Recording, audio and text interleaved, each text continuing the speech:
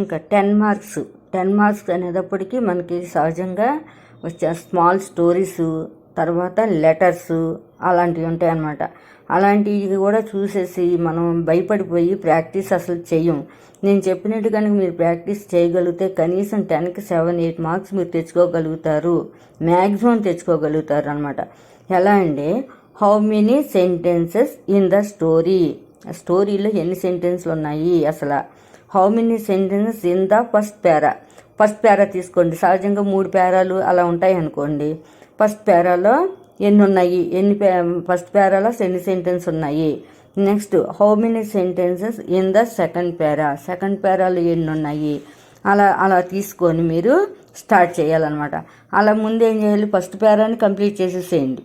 First పేరాలో ఎన్ని sentence ఉన్నాయో తీసుకొని దాన్ని మీరు రాసుకోండి. దాంట్లో హార్డ్ వర్డ్ ఉన్నప్పుడు మళ్ళీ ఒక్కొక్క లెటర్ని మీరు జాగ్రత్తగా కౌంట్ చేసుకుంటూ చదివితే హార్డ్ వర్డ్స్ అయిపోతాయి.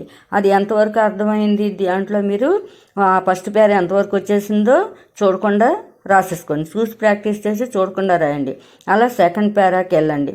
సెకండ్ పేరాలో కూడా మీరు అంతే, దాంట్లో కూడా అంతే. ఒక్కొక్క పేరా తీసుకొని దాంట్లో ఎన్ని సెంటెన్స్ ఉన్నాయి సెకండ్ పేరాలో చూసుకోండి. మ్యాక్సిమం ఒక 5-6 సెంటెన్స్ ఉన్నాయి అనుకో, మీరు ఒక్కొక్క సెంటెన్స్ ప్రాక్టీస్ చేయండి. అలా చేసినప్పుడు మీరు అది కూడా కంప్లీట్ అయిపోతుంది. అది కూడా చూడకుండా రాసుకోండి. చూసి ప్రాక్టీస్ చేసి ఏ సెంటెన్స్కి ఆ సెంటెన్సెస్ మీరు ప్రాక్టీస్ చేసి చూడకుండా రాసుకోండి.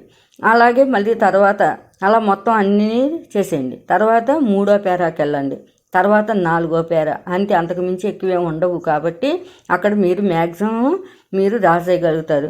అప్పుడు ఏం చేస్తారు, స్టోరీ మొత్తం కలిపి రాయడానికి ప్రాక్టీస్ చేయాలి.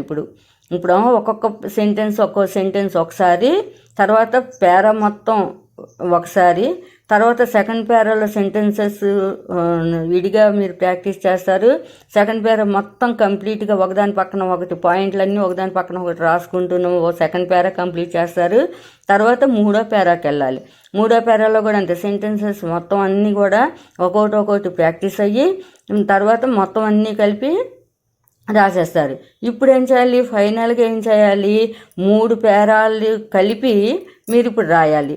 అప్పుడు మీరు చూడాలి, ఫస్ట్ పేరా రాస్తున్నప్పుడు మనకు ప్రాక్టీస్లో ఎంత టైం పడుతుంది, రాసేయడానికి కంప్లీట్గా రాసేయడానికి ఎంత టైం పడుతుంది, అలా సెకండ్ పేరాకి ఎంత టైం పడుతుంది, థర్డ్ పేరాకి ఎంత పడుతుంది, కంప్లీట్గా స్టోరీ మొత్తం రాసేయడానికి మనకి ఎంత టైం పడుతుంది అని అనుకుని కనుక మీరు అబ్జర్వ్ చేసుకోగలిగితే మీరు రాయిగా స్పీడ్ పెరగటం వలన తక్కువ టైంలోనే మీరు తప్పులు లేకుండా, మిస్టేక్స్ అనేవి లేకుండా స్టోరీ కంప్లీట్ చేయగలుగుతారు.